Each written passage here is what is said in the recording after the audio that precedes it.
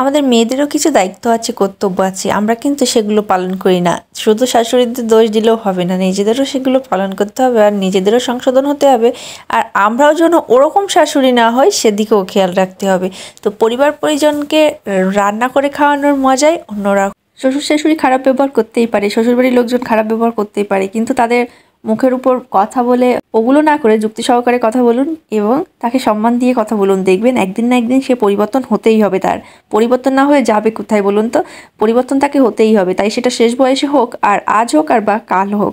তবে বাচ্চাদেরকে অসম্মান করা শেখাবেন না, যে তোর দাদু ঠাম্মা এরকম ব্যবহার করেছে, তোর নানা নানি এরকম ব্যবহার করেছে। অনেকেই আছেন আবার শ্বশুর শাশুড়ির জন্য রান্নাও অবধি করেন না, এগুলো করা যাবে না। রান্না তো করতেই হবে, খাওয়াতে তো হবেই, কারণ তারা তার ছেলেকে জন্ম দিয়ে আপনার কাছে দিয়েছে, খাওয়াতে তো হবেই। শ্বশুর শাশুড়িকে খাওয়াবেন, ভালোবাসবেন, যত্ন করবেন, সব কিছুই করবেন, এটা আপনাদের কর্তব্যের ভিতর পড়ে। তাই সেটা খারাপ ব্যবহার করলেও এটা করতে হবে, না হলে আপনার বাচ্চা যা দেখবে ঠিক আপনার উপরেও তাই অ্যাপ্লাই করবে।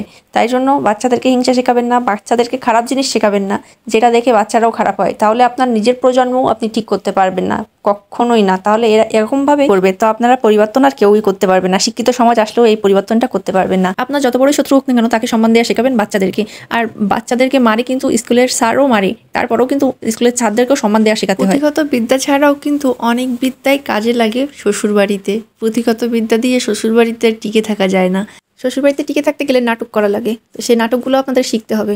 পড়াশোনা শিখলেই শুধু হবে না, নাটক করা শিখতে হবে, তারপরে মিথ্যে কথা বলা শিখতে হবে, তারপরে রাগ অভিমান সব বলতে হবে, এগুলো করতে হবে। কোনো চাওয়া পাওয়া থাকবে না, এগুলো করতে হবে। কোনো চাওয়া পাওয়া আশা থাকবে না, সেটা যদি আশা থেকে থাকে সেগুলো বাপের বাড়ি থেকে নিয়ে আসবেন।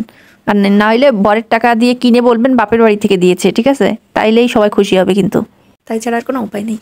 তো কাছের মানুষদেরকে রান্না করে খাওয়ানো, আর তারা যদি রান্না পছন্দ করে তাহলে কিন্তু ভালোই লাগে। কিন্তু এটা আমরা প্রশংসা কখনোই করি না। শ্বশুর কিন্তু বাবার বাড়িতে যেটাই রান্না করে দেন না কেন, বাবা মা কিন্তু অনেক খুশি হয়ে বলে দারুণ হয়েছে, মজা হয়েছে, খুব সুন্দর হয়েছে। কিন্তু শ্বশুরবাড়ির লোকজনদেরকে তুমি 1000 রান্না করে দাও না কেন, তারা খুব ধরবেই, না খেয়ে জেলে ফেলে দেবে, এরকমও হতে পারে। কিন্তু সেটাকে মন খারাপ করবে না, কারণ ওটা শ্বশুরবাড়ি, ওটা তোমার বাবার বাড়ি না, সেটাই মনে করতে হবে। তো এই যে বরমাশাইকে রান্না করে খাওয়াচ্ছি, তার পছন্দের রান্না বান্না।